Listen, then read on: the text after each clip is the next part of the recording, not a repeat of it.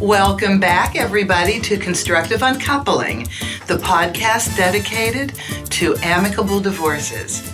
I'm Judy Weigel, your host and amicable divorce expert. Why?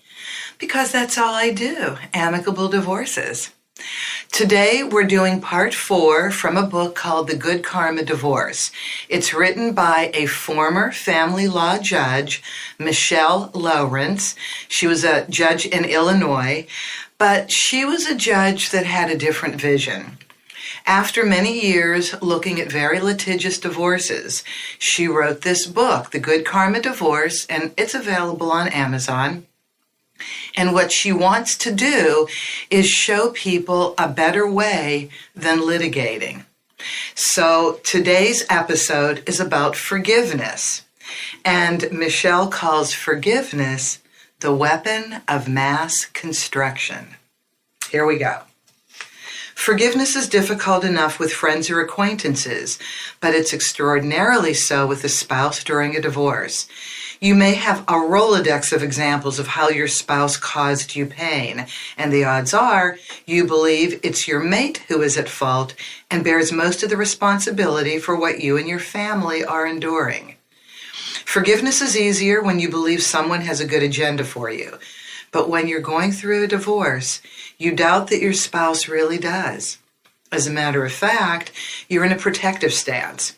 The wagons are circling, so the idea of forgiving an adversary feels too risky. You perceive that you would be letting that person back into your vulnerable space. To do this is completely counterintuitive. All of your instincts advise you not to open yourself up for fear of being hurt again. Almost from the moment we know we're going to divorce, we start to shuffle the deck of responsibility. We want the cards indicating we may be at fault at the bottom of the deck, and those that blame the other person at the top. Initially, we might have considered forgiveness, but as the divorce process unfolds, we descend down the ladder and forgiveness seems farther and farther away. Here are a few rungs on the ladder. This is so important. This is me editing. Because when we go into a divorce, everybody goes into protective mode. And we start behaving differently. People that aren't used to speaking out, speak out more. People that are used to having control no longer feel it. And both spouses think the other is changing dramatically, and they're right. But it doesn't have to be that way, and it doesn't have to last. So let me go on now. Here are some examples she gives of going into protective mode and behaving in a way that's a little different and certainly impersonal than what we're used to. Your partner tells very intimate details of your marriage to his lawyer. You find out your spouse has reported to her friends why she can no longer stand your self-centeredness when she could stand it all along. You are filling out your financial affidavit and must go through the excruciating pain of seeing what your life was and how it will not be the same. That's a rude awakening when you fill out the financial disclosures. Believe me, that's your life in front of you, and that in and of itself can cause you a lot of pain. We go back. You're looking at his credit card statements and wondering why there are so many entries for the Blue Lobster restaurant, a place he always hated. Who is he going there with now? So this kind of dialogue I hear, like from the wife. I never thought he would behave so badly after we separated. I feel like I hardly know him. He used to eat red meat 4 times a week. Now he's become a vegetarian and lost 25 pounds. When we were together, I begged him to eat a healthy diet. The husband might say, she's going out with her friends every night in high heels. When we were together, she never wanted to go out, not even in her gym shoes. And she's getting breast implants with my money. Or she might say, so what if I got breast implants? He talked about it in court and to everyone he knows. He has become vicious even though he's the one who left. Are you suggesting I forgive? So during the divorce process, sympathy and support from your attorney appear indispensable. It seems like a good idea to tell your version of the marriage and why you're getting divorced, tinted in a way that will make you appear more sympathetic. Once your attorney is in the picture, and this, oh, by the way, you have to so be careful about how you use your attorneys. Your attorneys are not therapists. They're not your best friends. They're people who should be navigating you through a divorce process without being contentious. And I am telling you, so many attorneys are the fuel to a bad divorce and are responsible for negative energy that doesn't have to be. Sorry, that was me. Okay, let me start the sentence again. Once your attorney is in the picture, you are often advised to change or terminate your communication with your spouse. This is horrible, because not communicating with your spouse puts your spouse in fear mode. And then your spouse starts behaving in extreme ways. This is how attorneys really screw up the divorce process. And by the way, make a lot more money. When you do communicate with your spouse, it's now manicured, so you don't say anything that will jeopardize your legal position. Horrible. With your conversation now micromanaged, once conflict escalates, you no longer use the words that could diffuse hostility by clarifying misperceptions. The anger in distrust just increase, and misconception builds upon misconception. Okay, I'm breaking away. So I know somebody who I was talking to who has already been divorced, and she and her husband did hire attorneys because they had a lot of assets, and I guess they just felt more comfortable hiring attorneys, which is fine. But the wife's attorney told her not to talk to the husband, and the husband really wanted to settle. He just wanted to have a conversation and work out the financials that made sense to them, and then tell the attorneys and they would write it up. But because her attorney wasn't getting back to her, and because her attorney told her not to talk to her husband, it went into a legal battle that didn't have to happen. I am telling you, you have to manage your attorneys. You just have to manage them. Okay, for example, back to the book. This is Judge Lawrence talking. My friend Brenda was asked by her husband's attorney for her work records. She interpreted this as an attempt by her husband to endanger her job. Had they been communicating, he would have explained to her that his lawyer said it was required by law. Your lawyer repeats your version of the divorce over and over in court, as well as to the other lawyer. Your belief in your version and the idea that there can be no alternative version become reinforced. In this situation, it becomes almost impossible to see what your part in the breakdown of the marriage could be. And that is so important that we take responsibility for whatever our part in the breakup of the marriage could have been. Maybe you're one of these people that was absolutely not at fault in any way, but that's kind of rare. It really is. Even if you should have perceived this was the wrong person to marry. But we go on. When you told your version of the story to your attorney for the first time, you noticed each time you blamed your spouse, you got a positive response. When you admitted to some wrongdoing, your lawyer said, well, let's leave that part out.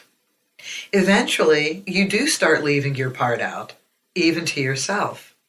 You also fear that if you're completely honest with your lawyer might not fight for you as vigorously. This thought process is perilous because your brain takes in your story as if it were absolute reality. If your storyline has you feeling threatened in any way, your brain and body are going to read with fear and release all the chemicals that go with it. With this system of blame and fault, it's too risky to admit to yourself, to your lawyer, to your spouse, and certainly to the court that you actually had a part in creating the problems.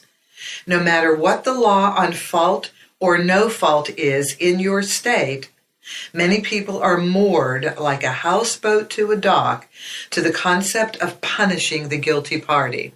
So, by the way, you either live in a state that is a no-fault divorce state or you have to prove grounds. So California, where I work, is a no-fault divorce state. So you don't have to say why you're getting divorced. We check the box for irreconcilable differences most of the time.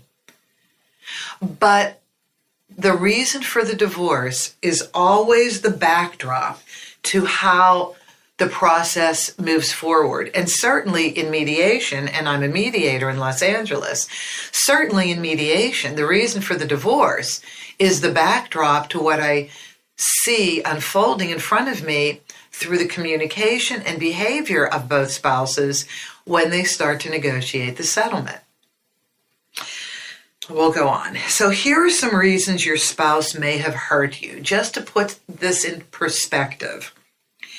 Your spouse, and this is in your own mind, your spouse to cause you to pay for the sins of a prior spouse. Well, if you haven't worked out the drama of a former divorce, you will still carry those hurts with you.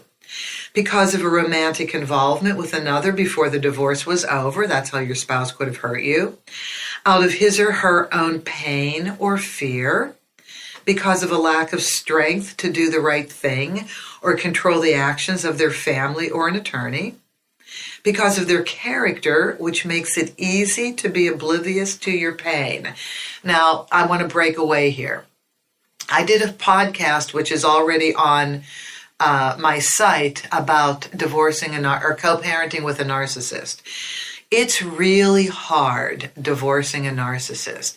It's hard divorcing anybody with a personality disorder, sociopathic, bipolar, borderline. But a narcissist has no empathy, and a narcissist can only see life through their own eyes. So if you didn't know you were marrying a narcissist, but then found out during the marriage that your partner can't really empathize with you and always has to do things his or her own way, you really have to start making compromises to get divorced. But it's very, very hard divorcing somebody with a personality disorder because you can't rationalize with them. And compromise is the name of the game. All right, back to this list. To retaliate for their own childhood pain, they could cause you pain.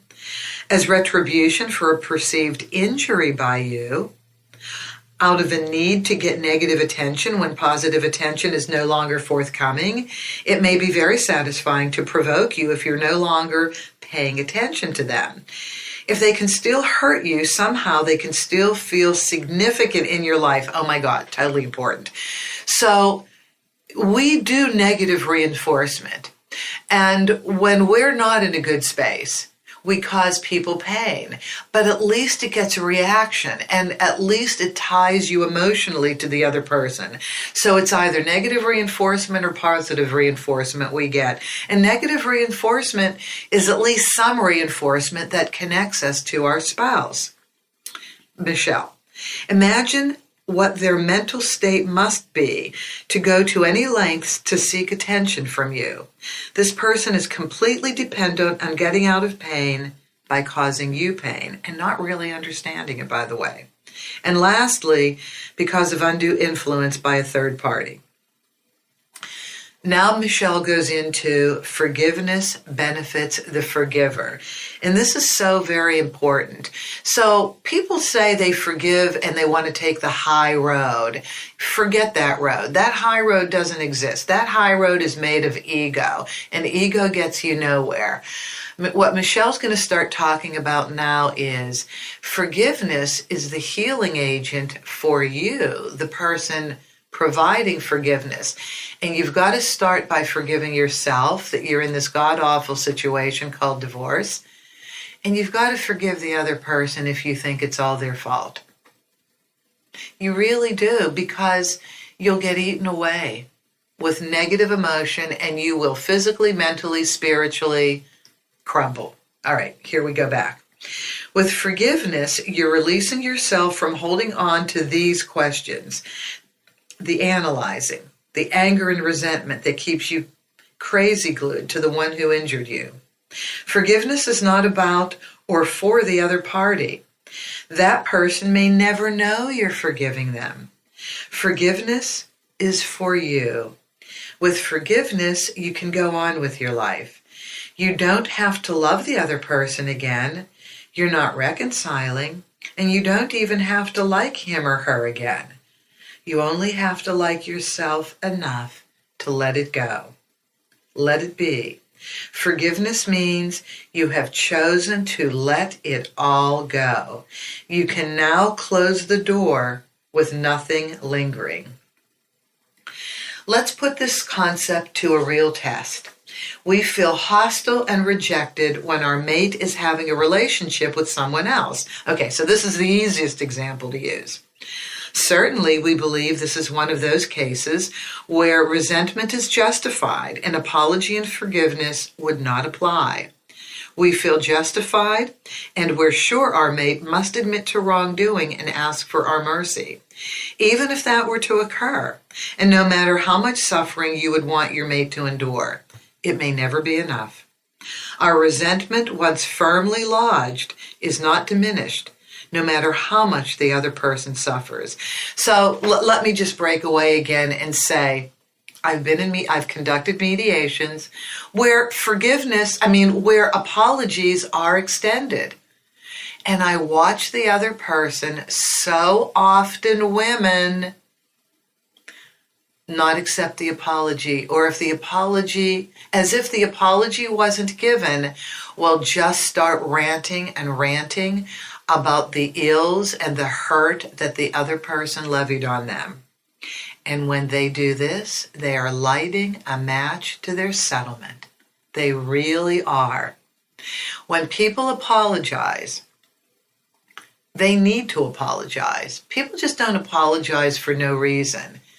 Maybe it's hard for them to change their behavior following the apology. But if you're in a divorce mediation, accept the apology and maybe kind of use it for your own benefit.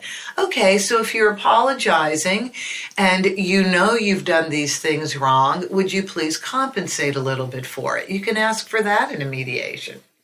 I'm going to go back to the book now. So our resentment, once firmly lodged, is not diminished no matter how much the other person suffers. We are the ones who have become transformed by our own resentment. And the only way to release it is to do that work for ourselves. We cannot fix our broken leg by hoping that our mate breaks a leg. Even if our mate does break a leg, that doesn't cure ours. So even if our anger may be justified, we're harmed by our own resentment. It really just eats away at you. And you know how sick you feel. You may get warped pleasure out of it. I have another couple where she just can't let go. She curses at him. She calls him names. He's gone well over the call of duty providing money, and it doesn't matter. There is never enough. It's an endless well of need. But when she last came in, she seemed happy. She seemed like she was letting go a little bit, and she looked better. She actually got business back. I'm telling you, forgiveness is a medicine that heals us. Back to the book. As you're in the process of forgiving, you begin to see your spouse in a completely different way. You may see they were a slave to their own pain, that they were powerless over their own actions. For this reason, you have decided this person no longer has power over you, and you begin to see how limited he or she may be. Limited is an interesting adjective, as it is not judgmental. Very important not to judge, because honestly, we have our own shit to deal with. Even if you've done the bookkeeping and have decided that what was done to you is so dreadful, remember, forgiveness is not about the other person, who never has to know. The forgiveness that I am emphasizing is only for you. We cannot change the past or past offenses, and holding on to our anger hurts us far more than it hurts the person we are angry with. In addition, forgiveness takes the invective out of the relationship in its own way. With anger dissipated, even on just your side, you have changed the recipe and tipped the balance of power in your own favor. And that's what you need to do to feel like you're in control of yourself again. You know, we feel completely out of control when we're getting divorced.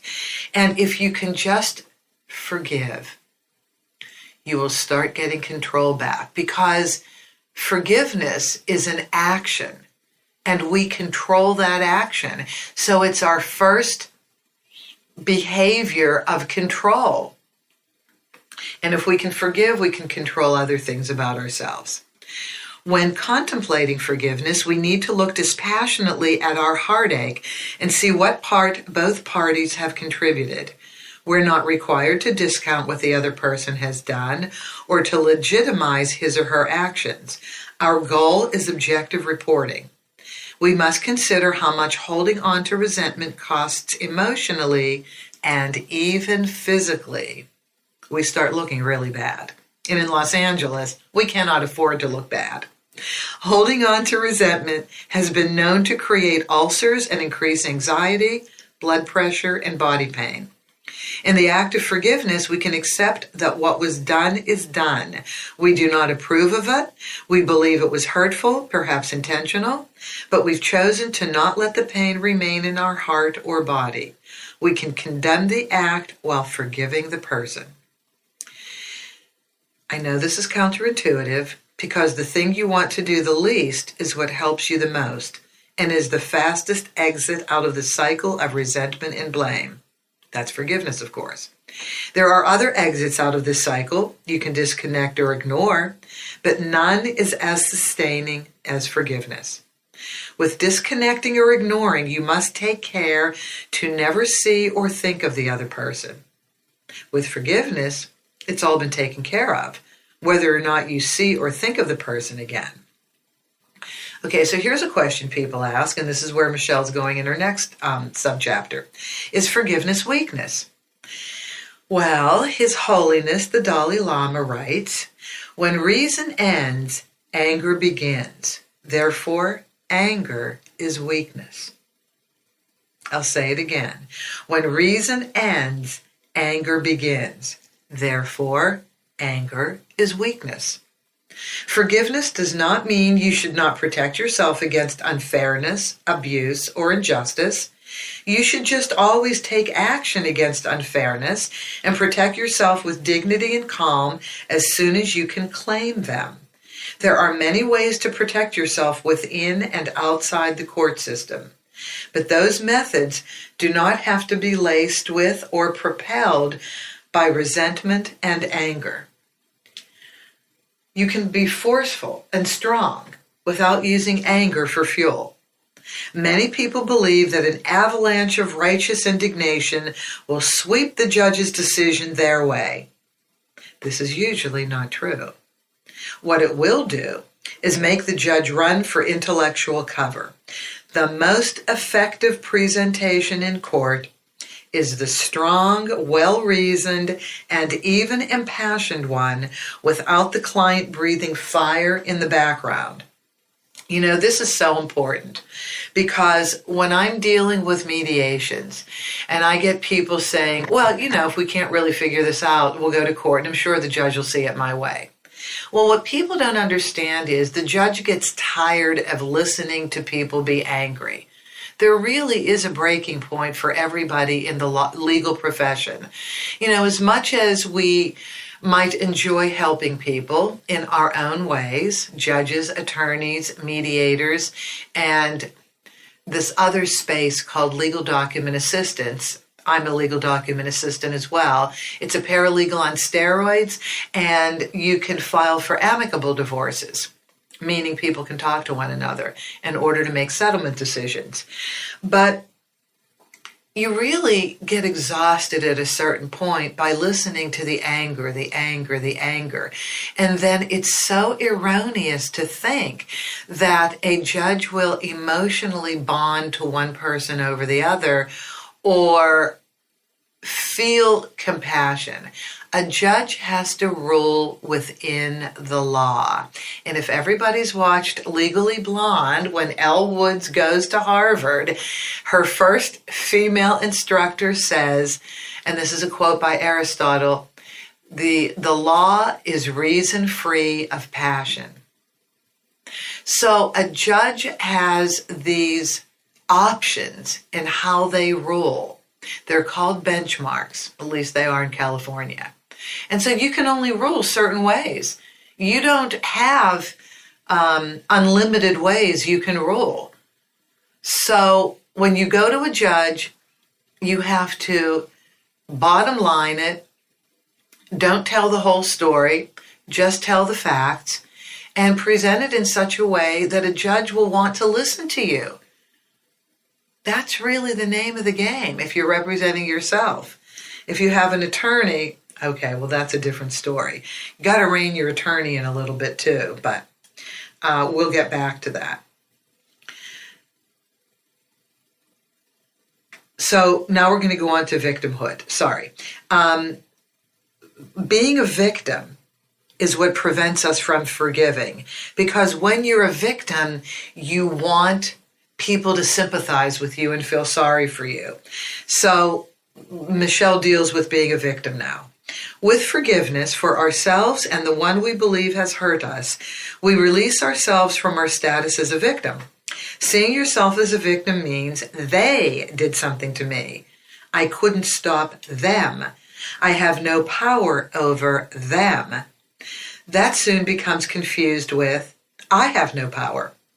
But when you forgive, you are no longer vulnerable to them. This is it. Forgiveness gives you back your power. The call is yours as to when you want to diffuse their power. About children. If you have children, your children observe you and model your ability or inability to forgive. Watching you, they can learn to live a life not controlled by resentment. They can observe and internalize the process of forgiveness. So the divorce can provide some guidance here for kids. This is interesting. Divorce is a new beginning. I say this in all of my confirmation emails because it allows us to change in a positive way. Back to the book. They can observe and internalize the process of forgiveness. The immediate benefit of one parent forgiving the other is that the children's fear of losing the other parent diminishes. Oh my gosh, this is so important for the kids. Real healing, especially when you have children, is recognizing your interconnectedness with the other parent and learning to navigate that connection.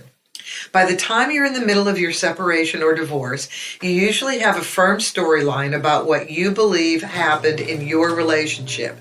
You've gone over it in your mind often enough, repeated it to your friends and family, possibly even to a lawyer or therapist. You may feel let down by the court system and your attorney, or even forsaken by your higher power.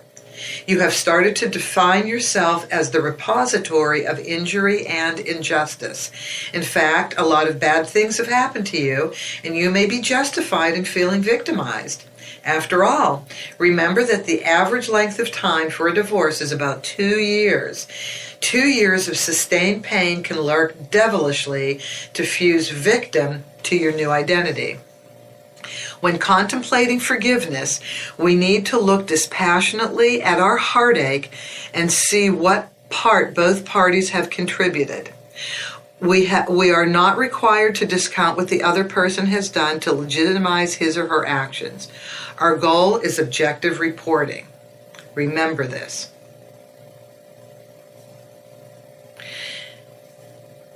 People often, I'm so sorry, I just lost track a little bit. So let me just go back because we're nearing the end. People often fuse two concepts, that our survival is jeopardized when we're hurt, and that because anger feels powerful, it will protect us from this hurt and therefore we can survive. During the divorce, we are always looking for strength. We want to feel strong about something, but we often choose to strengthen the wrong thing. We may get angry 5 times a day, so we're quite familiar with that. But the muscle for forgiveness is quite underdeveloped. The challenge is not to strengthen the anger, but to strengthen the desire for forgiveness. And this removes us from being a victim. The barricade that anger creates between us and the other person may feel very desirable. The belief is that separateness is the mental state we need in order to face the termination of the marriage. Blaming is a useful way to maintain separation while telling ourselves we are less accountable. And when we're victims, it's so easy to blame because blame and victim go together. And we may be a little bit of a victim, but you got to get out of it. As we will see later, focusing on weighting the scales of accountability keep us from experiencing the relief that forgiveness can provide. It is irresistible to blame others and relieve ourselves of responsibility.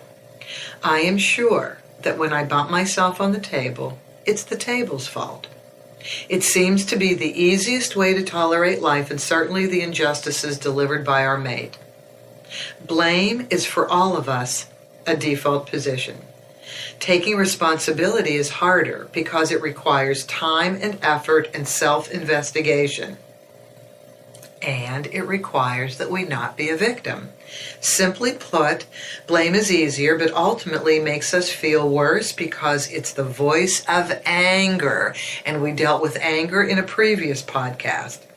Taking responsibility is harder, but we ultimately feel better because we have a choice. And that's the whole point of forgiveness. So I'm concluding the podcast episode now with, when we choose to forgive, we have taken ourselves out of being a victim, we have stopped blaming, and we are now getting back into control. And that's the thing that kills us in the divorce process. We feel out of control.